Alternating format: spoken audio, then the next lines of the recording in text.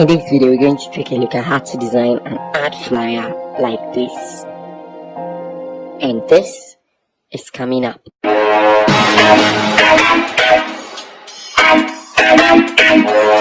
Hello everybody and welcome to the channel once again. Thank you so much for clicking on this video. If you're new here, please hit on the subscribe button. If you're old here, thank you so much for showing up. So as usual, a link to download the resources that I'll be using in this video will be linked up in the description, so you can check out and follow suit. Without any further ado, let's jump right into the magic world of Photoshop. So here I'm going to make use of A3. You can as well use any other size that will be comfortable for you, like A4, A5. It depends on where you want to present the ad. So we go to Preset, International Paper, and I'm going to choose A3 right from here. I'll go ahead and then I'll click OK. And then I'm supposed to have a paper like this. I'm going to start off by creating a rectangle on top here, but then I just have to make sure that I've got everything on point. So let me add a new guideline that is going to basically guide me. So I'm going to add 45% guideline in the horizontal vertices. Okay, so 45%, and then I'll click OK. So this is where I want my guideline to be. You'll later see in this video as to the reason why we add this guideline. So I'm going to start with my rectangle tool and I'll create a rectangle over here. So you can just make it above the normal size that you have, and then we're going to press Ctrl T to transform it. So what we're going to do is we're going to place the cursor over here. You can see that if you have your cursor over here, it has a different appearance, and when you bring it over here, it has a different appearance. So we want this one, and then you're going to drag it a little bit like this. So the reason why I set this guideline is because I want my rectangle up here, and then you can try to just transform it a little bit. So we want something a bit slanted like this, and then you can go ahead and you take over here and you're done with the first rectangle. So what we're going to do is we're going to click on it, go to the blending options, and then we're going to add a gradient overlay. I've added the gradient overlay to my gradients pack, so I'm just going to give you the hex code so that you can just do it yourself. So this is the first hex code right over here, and then this is the second one that I used, and that one is also here. So you go ahead and you click OK, and then OK, and then I'm going to change my angle to 39%. You can just twerk it around if you want to just do it. So I'll go ahead and I'll click OK. So moving on, I'm going to create another rectangle beneath of this document, and I'll try to position it here. That is where we'll be putting the contact and other details over there. So I'm just going to hold Alt and drag this FX, that is the effect, onto the second rectangle that we create, and that is going to save us a lot of time, like going back to the blending options to kind of create another blending option for the rectangle. So that is just a quick tip of how you can just copy an effect onto another layer, basically. Yeah. So next I just don't want to leave the background so plain like this, so I come on top of the background over here, and I'm going to create a circle or an ellipse tool.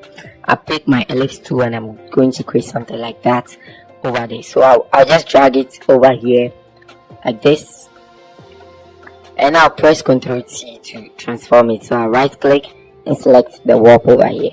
So the warp is going to help me to kind of tweak it like this, and I'll leave it over here just like that. So basically this is what I want to have, and I'll press Ctrl T to make a duplicate, drag it over here, press Ctrl T, and I'm going to flip it horizontal, and then I'm going to send this one here and leave it right over there.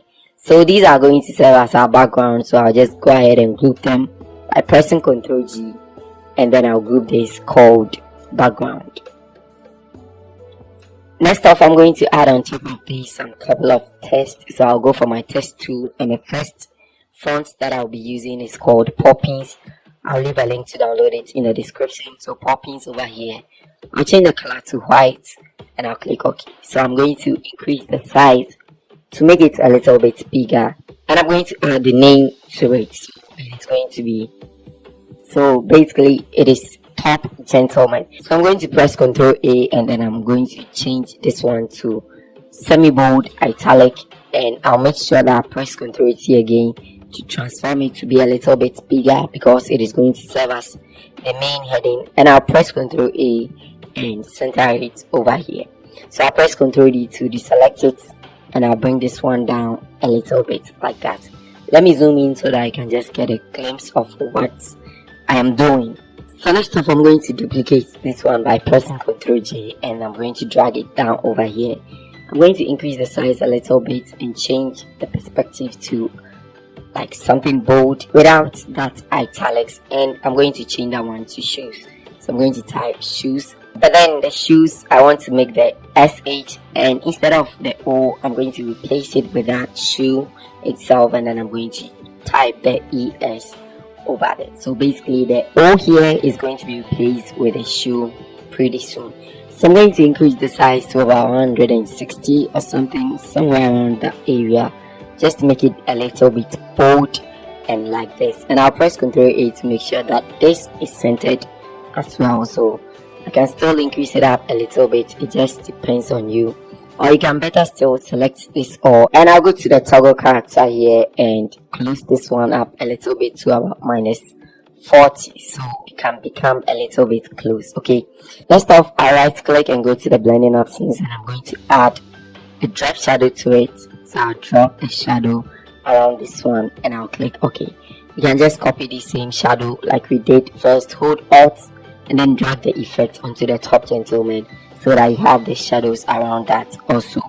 So what we're going to do next is we go to the resources or the files that I'm using, and I'm going to bring in my first image. So this is the image that I use. I'll just drag and drop it inside of Photoshop on a different document.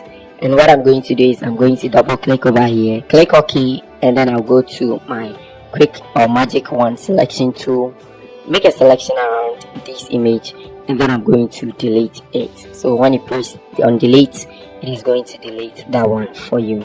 So I'll choose the polygonal lasso tool, and I'll go to refine edges just to make sure that this is a bit refined. About 10 will do, and this one is going to be around 0.005, and I'll hit enter, and I'll make sure that I press on the delete button a couple of times just to make sure that the edges will be cool enough to be used on this one. Next off, I'm going to pick my move tool and move this one onto the main documents that we are working on. So you can see that we have a couple of edges, but that will drag into the white shadows or the white space over here, so you don't have to really worry about that. Alright, so I'll press Ctrl T to transform this particular shoe, and I'll make it a little bit very bigger. So like I said, this has to be in this one, like the white, so that it's the shadow doesn't kind of like becomes a problem for us. So you can increase it up a little bit like this, and then you have to drag your shoes also here just to make sure that it just fits, and then you can space this one out, and then you close this one up a little bit like that. So the shoes is going to be in the middle, serving as the O for us. I hope you get the concept. So I'll come back to my shoe layer, and I'm going to press Ctrl L to add some couple of levels to it just to make it a little bit dark to kind of be the same or complement the background that we are using. Okay, so you can add a couple of levels to it, and then you can click OK over here, and then you're good to go. So the top gentleman shoe as well must come a little bit down here like that, so that the design can look nice. Okay, next off, I'm going to add the next text to it, and I have it over here, so I'm going to just copy it, and then I'll come back to my documents. I'll choose the text tool, and I'm going to use a font called Railway. So a link to download that will also be in the description, and I'm going to decrease the font size a little bit like this, and I'm going to press Ctrl V to paste it out like that. So I'll change the color to this color that we are using over here, and I'll click OK. The boldness doesn't have to be that bold, so I'll go for the medium italic over here, and I think this looks good.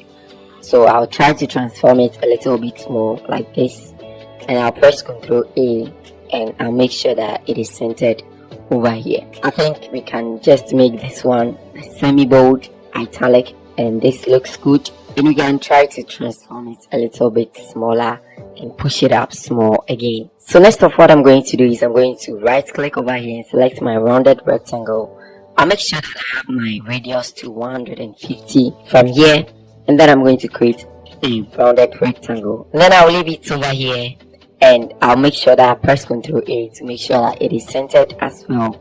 So what I'm going to do is I'll come back to my backgrounds, the backgrounds that I did, and the rectangle. I'm going to copy that layer style onto that rectangle. Because the interval is wide, what I can do is I can right click on this one, go to copy layer style, and come on the rectangle, the rounded rectangle over here, and then I'll right click on it and paste layer style. So basically you can see that the gradients that we have on this has been copied onto this one as well. And then what I'm going to do is I'm going to add a text to it. So this is the text that I'm going to add, available to all sizes. So I'll copy it, and then I'll make a duplicate of this text, make sure that it is on top. So I'll drag it on top of the rounded rectangle here, and then I'll edit that to this, so available for all sizes. I'll just bring it over here and change the color to white so that it can be visible for you all to see right over here. So that is pretty much very simple, and then we push it up a little bit over here.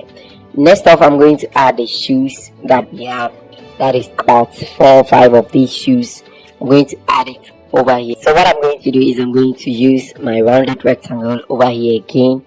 So I'll make my first rounded rectangle here. I'm making 4 of them. So I'll make the first one like this. The color is definitely going to be white, but you can just choose any color for it, of course. So I right click on it and go to the blending options, and I'm going to add a drop shadow to it. So you go to drop shadow and you add a drop shadow. You make sure that the size is increased up a little bit like this, and then you decrease the opacity so that it wouldn't be that much visible. So I'll click OK, and then I'll make a duplicate, 4 duplicates of them. So I'll press Ctrl J to make the first duplicate, and then I'll bring it over here, position it nicely, and I'll select the 2 and make the duplicate again by pressing Ctrl J. So I'll drag those 2 again over to this side, and then I can space it out to this side. Looks good. I'll select the first one starting from the first rounded rectangle, and I'll select the last one.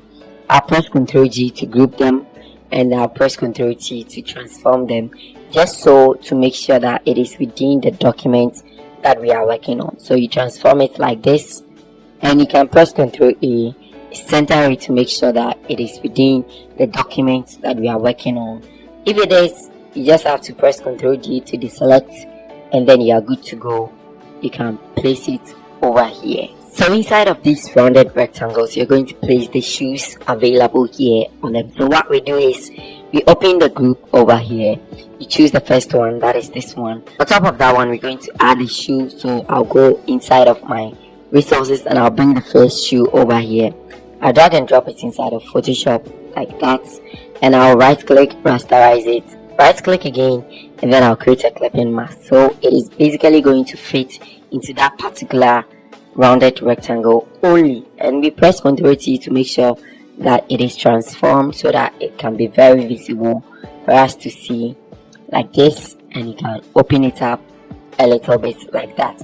So you do the same thing for the second rectangle. You pick the second rectangle. You have to make sure that you turn on and off the eye over here to make sure that you're on the right rectangle, and then you go into your resources, and then you're going to bring the second one. This is the second one that I used, so I'll place it over here.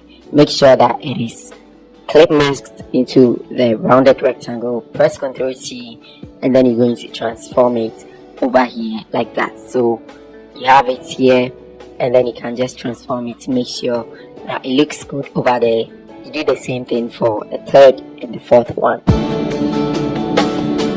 Once we are done with that, we are almost done with the design. So the last thing that we're going to add will be the contact details and stuff like that. So over here I have the contact details, and these 10% discounts should be added. So I'm going to push this up a little bit like this, and then we're going to add another text beneath of this one. So I'm going to add a text here, and I'm going to use Acrobat for that particular purpose. So I'm going to select Acrobat, go and copy this one here, and then I'll paste it right over here. So I'm going to change the color to this dark over here and click OK, and make sure that this is in a bold version. So I'll go ahead and press Ctrl T to transform this one here, and I'll bring it just beneath of this one, and we are almost through with that one. So I'll just press Ctrl J to duplicate this, bring it on top over here, and I'm going to change the color once again back to white so that it can be visible. So I'll copy this, and then I'm going to paste it over here like that, and then I'm going to bring in my call icon over here. I'll drag and drop that into Photoshop, and I'm going to resize it from here, and then I'll make sure that it is just around this side. So what I'm going to do is I'm going to make sure that this one is resized very carefully and placed around this side. So I'll go ahead and right click on this one, rasterize it, and go to the blending options, and I'm going to change the color to white. So I'll change this one to white as well so that it can be visible, and I'll click OK. Lastly, I'm going to duplicate the number, and then I'll drag it beneath of this one. I'm going to select this one that I've written over here, that is the top dental, kind of the motto or something like that, and I'm going to paste it over here. So I'll select it all and paste it right from there. Any other thing that you might want to add to this design to make it look so great will be out of your own creativity level and stuff like that. So basically, yeah, that's it. That's how to create a very simple show advertising flyer for your company or your corporate body, any other thing that you may want to refer it to. Thank you so much for sticking around and watching this video. Please don't forget to like and subscribe, and don't forget to check the other videos, advertising videos. I'll link some of them in the description and on top here. You can click on them to check them out. Once again, thank you so much, and I'll see you guys in the next one. It's Innocent here, and bye.